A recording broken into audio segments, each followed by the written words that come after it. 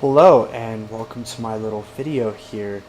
Today we're going to talk about the Orbital Station arena and strategies that may help you get an edge over your enemies.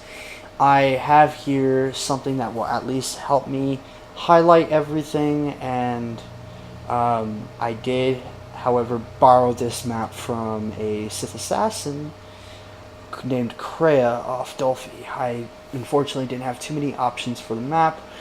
However, if you have any ideas or something, or ways I can find alternative maps where they're more clear or something to work with, please feel free to tell me.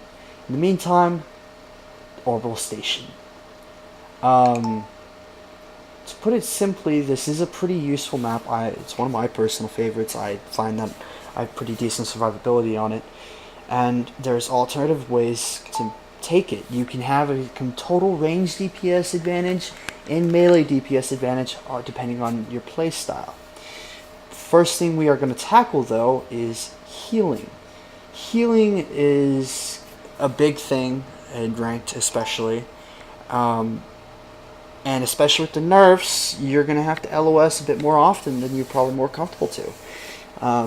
Healers don't have a harder time, at least from what I've personally noticed in my experience.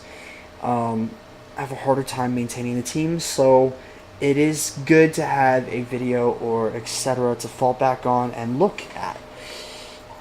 So, these green squares that I have on this map, here, here, and here, here, here, here.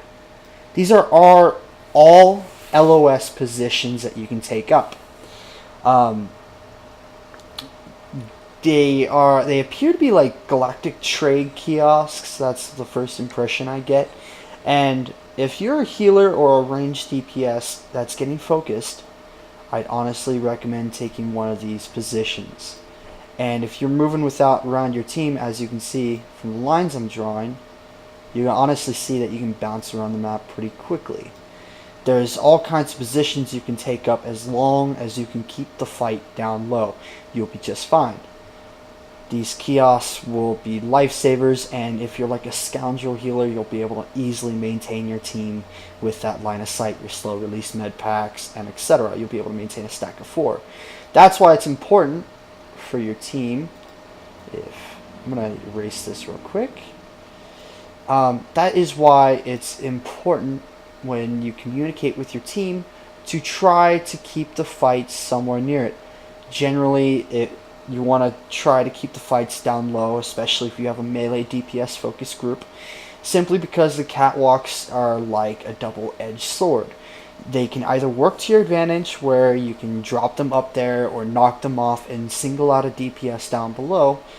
They can easily blow up in your face, and all of a sudden one of your DPS gets knocked down and he gets killed because he's out of guard range or out of healing sight, and you simply didn't react quick enough.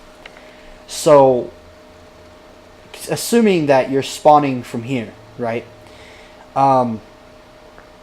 If, however, you want to be on the defensive, let's say you have a sniper, you want to build up those stacks for stealth detection to help give you an edge over the operative DPS or Sin DPS, whatever's against you. I would honestly recommend going for the first point, sit there, set up a defensive position, LOS around it, especially if you're a healer. You can take advantage of this pretty easy, and try to keep the fight either right in front of this door in this little area. This could be key. There's even an LOS spot here that you can take advantage of as well. It's not the best, but it works. But if you can keep the fight right here, you will be able to LOS pretty effectively. And on top of that, it will be all right there. Like, especially if you got like a melee focused group, generally if they're fighting in that area, if you're like a scoundrel healer, you'll be able to seriously maintain them with Culto waves and etc. Just make sure you communicate with your team that they don't go too far to the right here or too far to the left where they're line of sighting you, because all of a sudden that line of sight area is not going to be in your advantage. You're going to have to jump into the fight, and that could be risky. All of a sudden they stun lock you, especially for like power techs. The same, however, could be said about this area I'm going to show you next. If let's say the fight is here, you are LOSing around this position, you want to try to maintain some range from your team, so let them know that they need to either, they can't come up here. This is a no, no, no. Because of the stairwell, you'll be line of sighted like crazy. So ideally, you want to try to keep the fight right there or here. This position, I think, is your best bet. Simply because if you are getting focused or stun locked, you could easily move around the place. Moving from this position to this position, constantly line of sighting and maintaining. And with this fight right here, it's controlled, situated.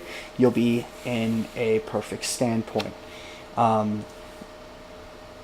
Besides that, like the areas that aren't actually like highlighted, your best bet on this map is just maintaining defensive. Like mercenaries, especially sitting up on these catwalks, if they go up these stairwells, you know, right here, this whole fight could seriously backfire in your face really quick. Mercenaries have home field advantage, or sorks, or even snipers. Snipers are especially dangerous up there. So do whatever you can. If you have to, coming into the fight before going to those LOS positions, try to force them to come down. Try to fight behind this glass window type of area. It will actually force these mercenaries to come down off these catwalks, you know, come around and want to hit you, or jump down simply and try to hit you from these positions. They'll try to surround you, but they will work to your advantage simply because mercenaries no longer have high ground. You'll be able to drop them quickly. If you understand a mercenary's defense is quick enough, it's all about burning them through. After the defenses are burned quickly enough, you can pretty much drop them. I mean, mercenaries, they'll hit hard, but they don't do so. You just gotta simply stun lock. It is my first recommendation. Try to keep them stunned, lock them down, hit them hard, hit them hard, hit them hard. And if you can drop them before they manage to get their DCDs off, you're set, you're golden. The rest of the match is finished.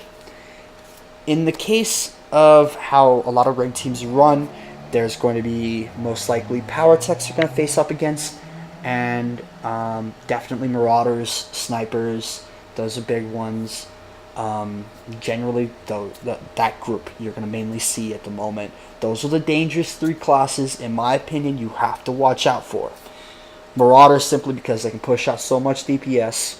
Fury Marauders are super bursty. I mean, I've seen 40k plus Fury strikes from them quite a bit.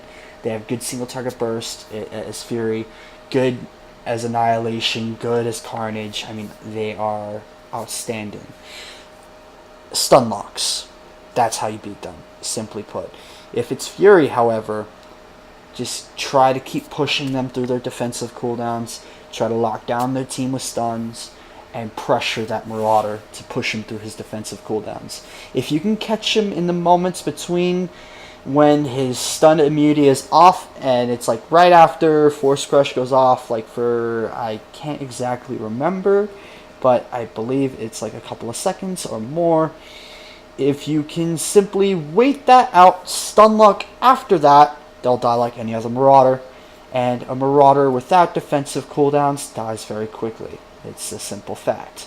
I would recommend taking a team that is heavy in slows. Or stun locks. Stun locks more so than slows, in my opinion, simply because a lot of them take predation, and predation can cleanse all movement impairing effects like every now or so often. You can do it very quickly. Going back to my subject at hand, pretty much if you maintain the defensive position and force them to come back to you, you have home field advantage, and your healer will be in a position where he can easily LOS using these back areas. Because if he were to try to avoid Like let's say I'm going to say he's a scoundrel because that's what my team runs.